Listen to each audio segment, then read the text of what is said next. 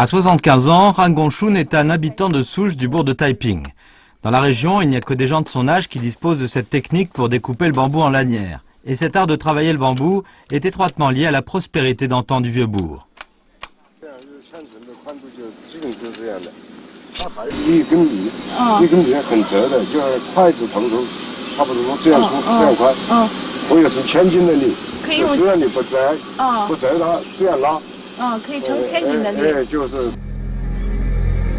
Travailler le bambou a été une technique indispensable aux bateliers de la région pour la fabrication des cordes de halage. Mais avec l'évolution du temps, ils n'ont pratiquement plus l'occasion de faire appel à cette compétence qui leur est propre. Cependant, le sang des bateliers coule toujours dans les veines des gens du bourg de Taiping. Tout comme les bateliers occupent toujours chez eux une place irremplaçable. C'est la raison pour laquelle ceux-ci ont envie de reconstituer l'état de travail de leurs anciens, mais ce n'est évidemment pas la tâche facile.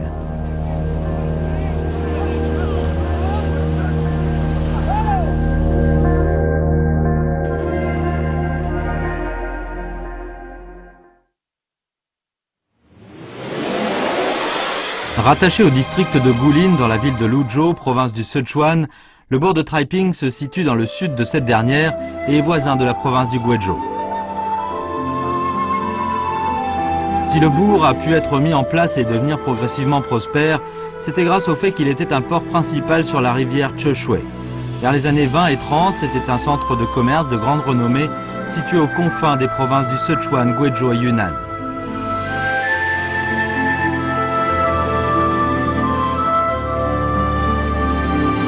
Pendant plusieurs centaines d'années, le sel produit dans la région de Zhejiang, au Sichuan, ne pouvait être transporté au nord du Guizhou et dans la région montagneuse de Guilin que par la voie fluviale de Cheshui. Et durant ce transport, les bateaux avaient généralement à faire escale au port de Taiping.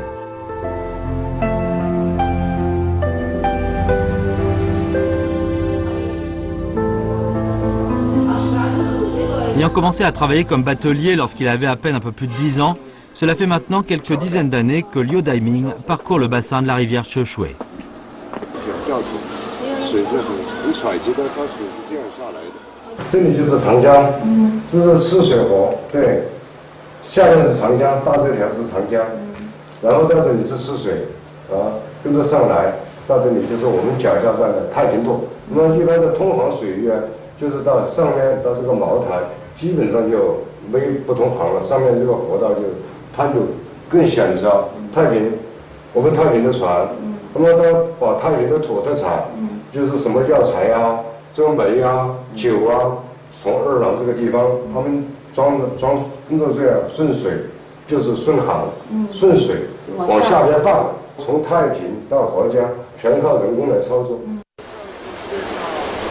En retournant de Rodiang, les bateaux chargés entre autres de sel devaient naviguer à contre-courant.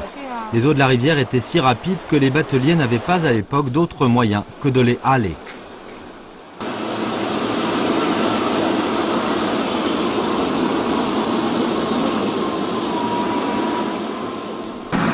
Accompagnés de M. Liu, nous sommes montés à bord d'un bateau à moteur pour naviguer sur la voie fluviale qu'empruntaient jadis les anciens bateliers.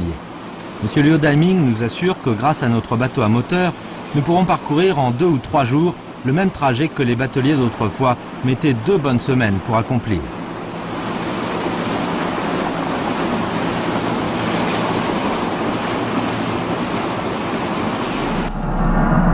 La rivière Cheshui connaissait son apogée en transport fluvial vers les époques des Ming et Qing.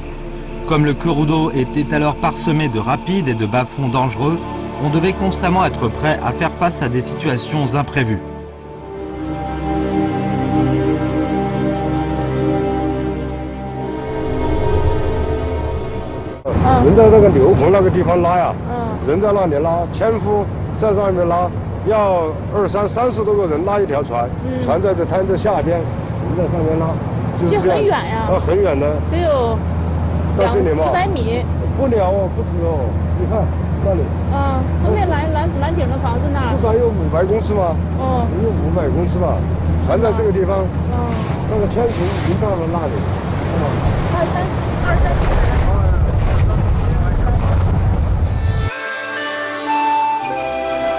La rivière Cheshire était autrefois entrecoupée de bas-fonds et de roches aux formes grotesques, et c'est pour cette raison que les bateaux arrivés au bourg de Hodiang en aval ne pouvaient pas aller plus loin et devaient s'arrêter au bourg de Traiping. Ils devaient transporter leurs marchandises en amont à bord de petites barques. Et c'est pour cette raison que le bourg de Traiping était devenu en fait un port de transit.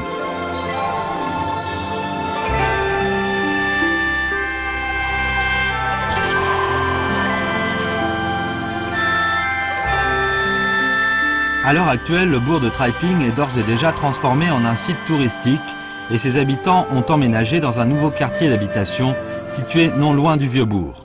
Lors du tournage du présent épisode de notre série de films documentaires, nous sommes tombés sur une foire de Traiping. Monsieur Liu Daiming nous a fait savoir qu'auparavant, la foire avait toujours lieu le long d'une vieille ruelle du bourg.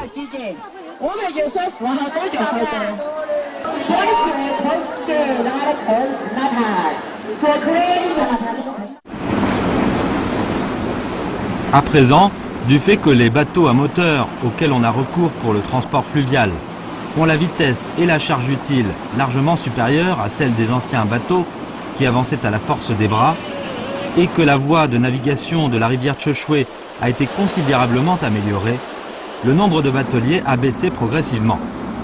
Aussi, les scènes où ils allaient et naviguaient dans des situations périlleuses tendent aujourd'hui à tomber dans l'oubli.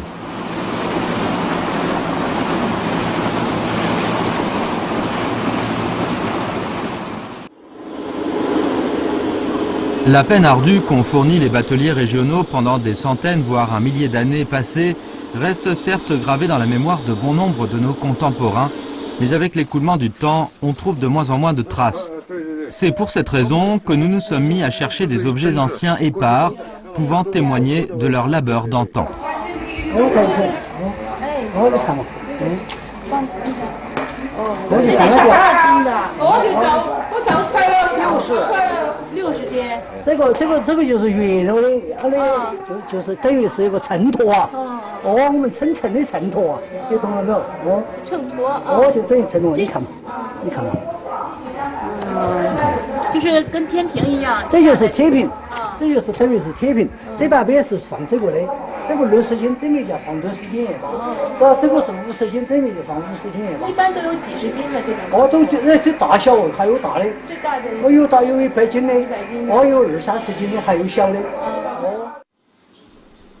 Le volume du trafic assuré par les bateliers de la région était très important. On avait de toute façon de la peine à compter le nombre exact de magasins de sel, grands et petits, montés dans le bourg.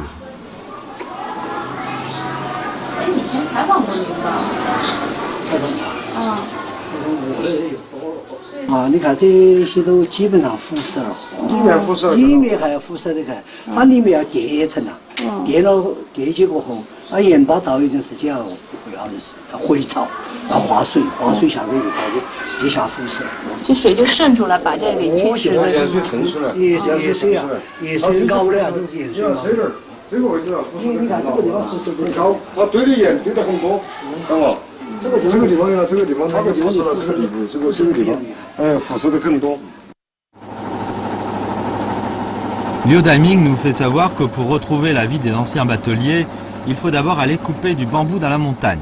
Nous nous sommes donc rendus ensemble à une colline près du bourg de Traiping et y ont trouvé des bambous géants qui ont tous la grosseur d'un bras.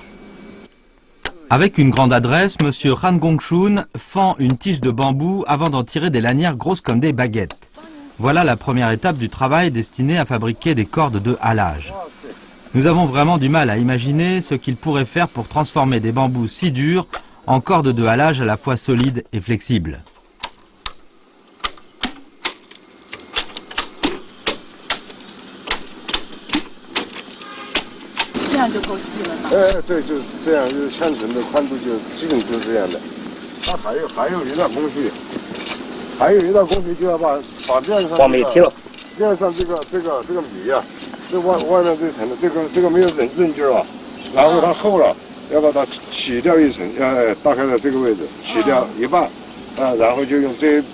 身边这就可以编了这青米，就要这薄的那种，这个轻面，轻面啊，黄面就不要点，这个不要。哦，对，那个没有韧性的。这个的韧劲就不好。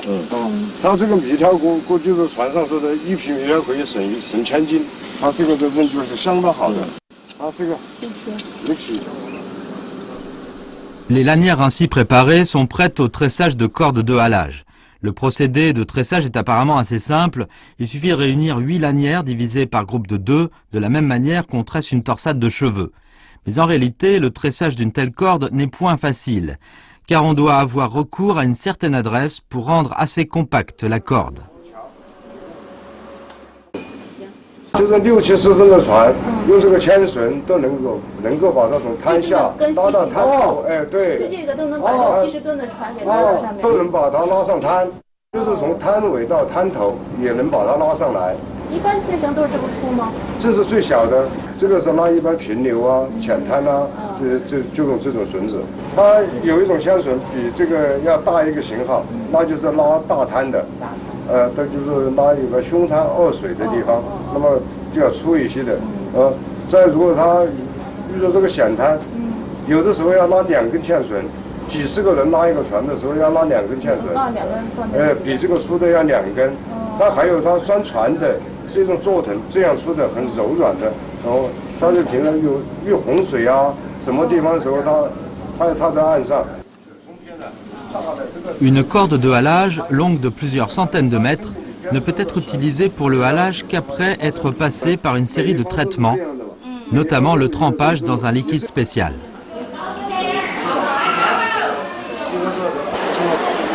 Heureusement que non sans peine, Liu Daiming a réussi à trouver une corde de halage utilisée pendant les années 1950 et qui est en plus parfaitement conservée.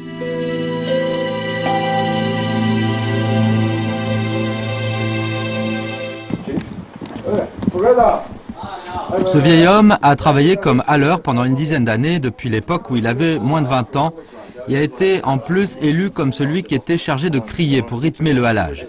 Connaissant la vie des anciens bateliers sur le bout des doigts, M. Roux nous raconte pas mal de choses concernant les coutumes et les tabous des bateliers. Les rats que tout le monde chasse étaient par exemple considérés par les bateliers comme un animal sacré.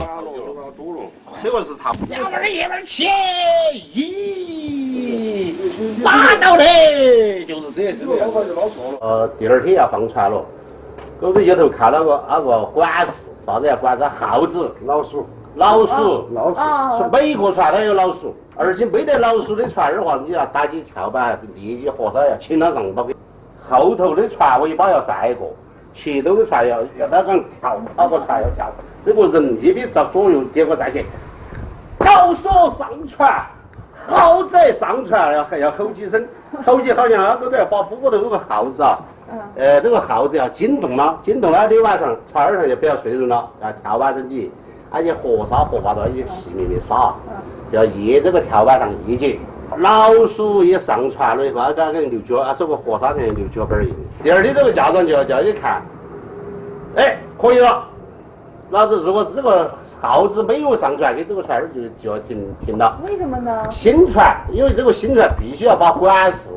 耗子是最灵敏的东西，家长是最高的，但是家长要相信老鼠。老鼠如果是一下船了，他天日就不要开船，就必须要船儿要出问题。 Monsieur Hu Jinghua nous fait savoir qu'avec le développement du transport fluvial, on n'a certes plus besoin maintenant de haler les bateaux pour remonter la rivière. Toutefois, parmi les habitants du bourg, on peut toujours trouver un certain nombre d'anciens haleurs.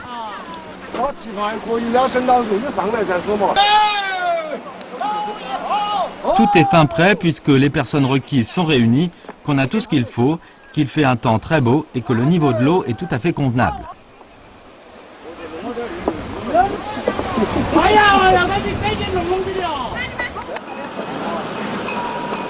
Voici la grève choisie, elle est plutôt plate et étendue, ce qui devrait faciliter largement la manœuvre des haleurs, étant donné que depuis plusieurs centaines d'années, ils devaient marcher sur des pentes escarpées.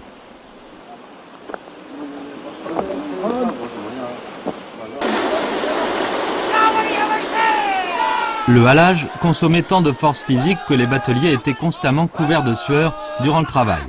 C'est sans doute pour cette raison qu'ils avaient l'habitude de haler le torse nu. Le haleur qui se trouvait en tête était en général un homme d'expérience en la matière, car il devait être responsable.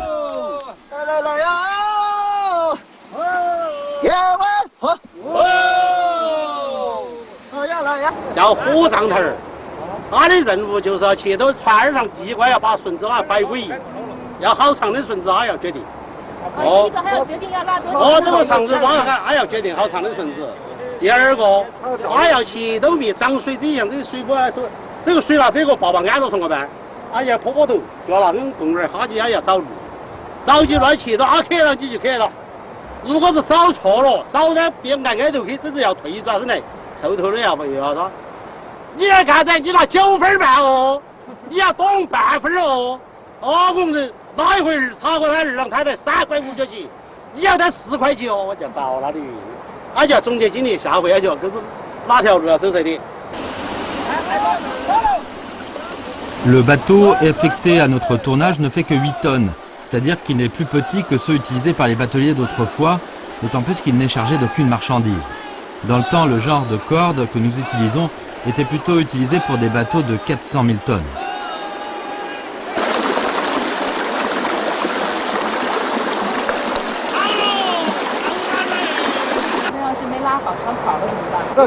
老船尾那个船如果是打直了，就赶快把首先第一个要保护人的安全，就赶快一压这个头浪根儿一头，那个皮皮儿就脱了。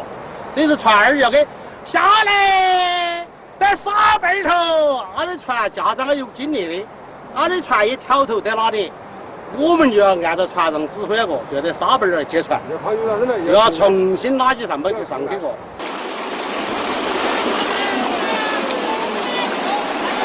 En tirant le bateau de toute leur force, les haleurs ne devaient en aucun cas relâcher leurs efforts au cours du travail, mais conjuguer leur énergie pour faire monter d'une seule traite le bateau en amont des rapides.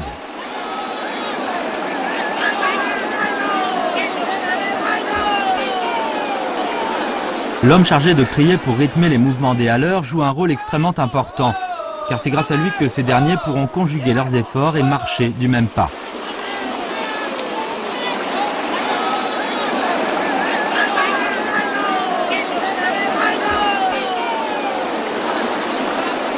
Les bateliers restés à bord sont chargés de maintenir le cap du bateau. Ils ne doivent en aucun cas faire preuve de distraction, car la moindre négligence pourrait être fatale.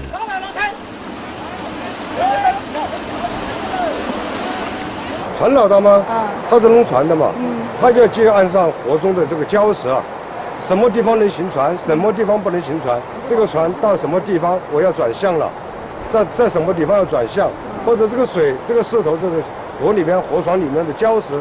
它的水的深度是多深？这个水位我能装多少载？就是一肚皮的都是石头，就是船老大，哦，就是这样的，证明他的技术含量很高。Bien qu'on ne l'ait pas conservée de manière spéciale, cette corde utilisée au halage il y a quelques 50 ans reste toujours aussi flexible et résistante que dans le temps. 这个米条只要你放在杆处。 我放在杆处，飞在船高头的话，你就再磕几十年，都没问题的。你看嘛，50几年了，洪娜那个水头刚刚发了好好，一洗干净的，你看拉进一样的故事。拉出来就必须要这种绳子，应该是溺水的，只要你手上开去，哦，太阳一晒马上就干了，又不用应该来。这个船儿上呀，要手去给你缺击的时候，俺还拿根鸡腿放到水头动2下，然后跟爆毛锤。 锤就是把这里面的草河沙也投干净。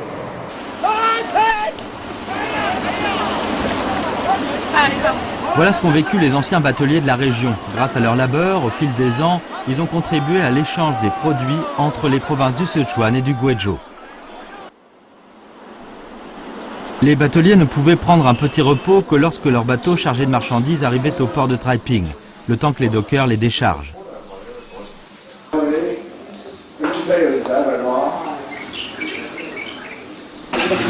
Vendant depuis son enfance du thé au port de Taiping avec sa mère, Bai Jianling se souvient bien qu'on était très nombreux à l'époque à travailler comme bateliers et que chaque fois que ceux-ci débarquaient, une grande animation régnait. 船上的船工来的时候特别多。船工来呀，哎呦，人多，因为啥子啊？人家辛苦一点啊，就每天要拉内容，那么一船一卸船，那么就专门就有搬运工给他卸船上的东西，然后自己一大手一下约起来。又在那儿吃茶馆，来开茶馆，来他就在吃茶，来喝茶一就反正就全部坐满，就全部坐满，坐满了，挤得很多还是就是在这来个，有时候有下午摆龙门阵啦，说比如说你这个船和我的船，那么有啥事情那么就摆出来了，然后就谈了噻，就在这里摆，而且赶长梯，那么就更多了，赶长梯那种村头的来就更多了，接洽生意的就更多了。Le bourg de Taiping a dû sa prospérité d'antan à l'arrivée des bateliers. Ces bâtiments datant des époques Ming et Qing, que le bourg conserve jusqu'à ce jour, ont été témoins de cette prospérité. Le long de cette vieille rue, on trouve un grand nombre de sièges d'anciens magasins de toutes sortes. On dit que ces magasins fonctionnaient alors 24 heures sur 24.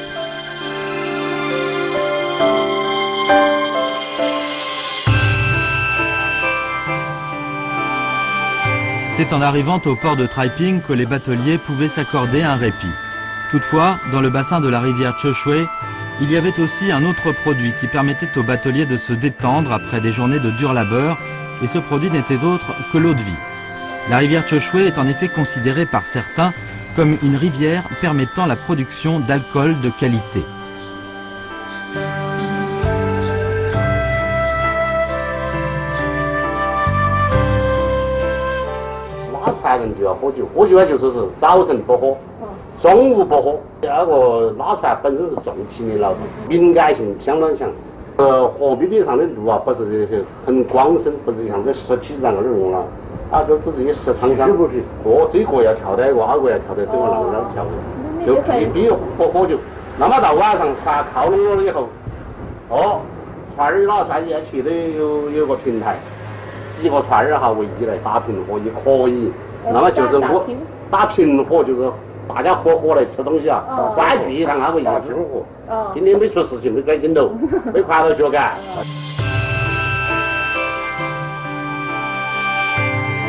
Les bateliers de la région avaient toujours l'habitude de partager heurts et malheurs. En 1935, lorsque l'armée rouge chinoise est passée par la région au cours de sa fameuse longue marche et y a procédé à ses 4 célèbres déplacements stratégiques au travers de la rivière Cheshui, le port de Taiping était l'un de ses points de passage les plus importants et la population locale lui a apporté un concours considérable. Pour commémorer ces événements qui marquèrent un tournant dans la longue marche de l'armée rouge, la vieille rue du bourg de Taiping a été plus tard baptisée rue de la Longue Marche. Depuis lors, le bourg de Taiping est inscrit dans l'histoire de la Révolution chinoise. Certes, on ne voit plus aujourd'hui que rarement le profil des bateliers qui peinaient à haler les bateaux le long de la rivière.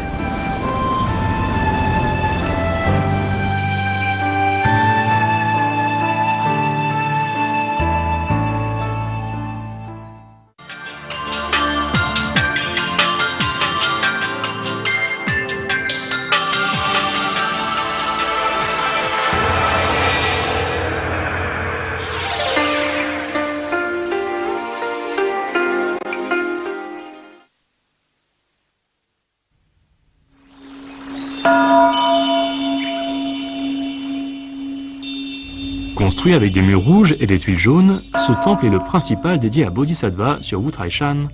La stèle, la salle imposante, les murs rouges et les tuiles jaunes sont autant d'indications sur l'originalité de l'architecture de ce temple.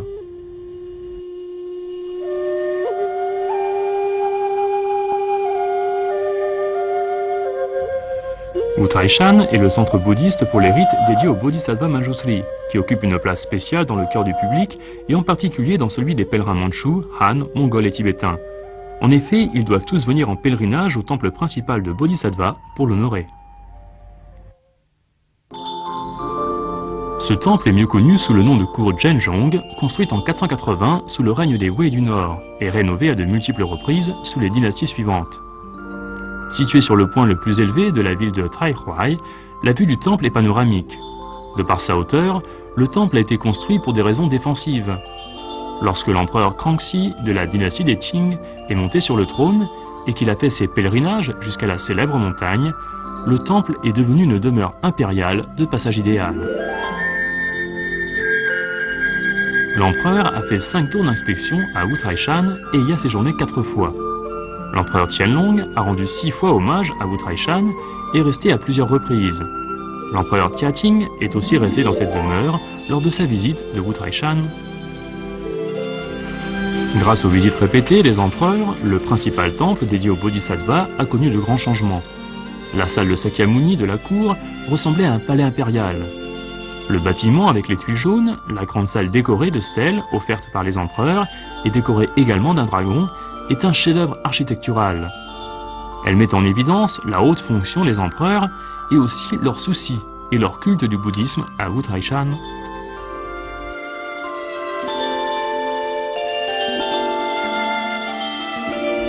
Après 1680, les plus hautes autorités du bouddhisme tibétain ont pris le contrôle politique et économique de certaines régions, comme la Mongolie, le Tibet et le Qinghai, ce qui posait un grave problème au pouvoir de contrôle de la dynastie des Qing sur les régions frontalières.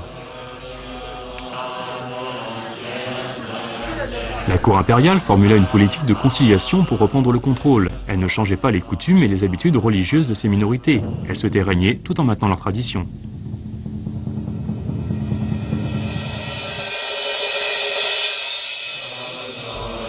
Le grand lama reçut des pouvoirs importants qui lui permirent d'administrer tous les temples Han et tibétains de Wutraishan, ce qui plaçait l'importance du principal temple dédié à Bodhisattva dans le lamaïsme ou le bouddhisme tibétain, juste derrière le palais du Potala à Lhasa au Tibet et le temple Yontrgong à Beiting. La décoration dans la salle de Sakyamuni est étonnante. Elle était un des signes de la politique frontalière adoptée par la cour impériale à l'égard des ethnies mongoles et tibétaines. Le bouddhisme à Wutraishan est devenu le lien spécial unissant la cour impériale et les populations des régions frontalières. La cour utilisait ce lien pour maintenir l'unité nationale afin de réaliser la stabilité sociale. Cette politique de la dynastie des Qing était une contribution unique au futur développement conjoint de tous les groupes ethniques de Chine.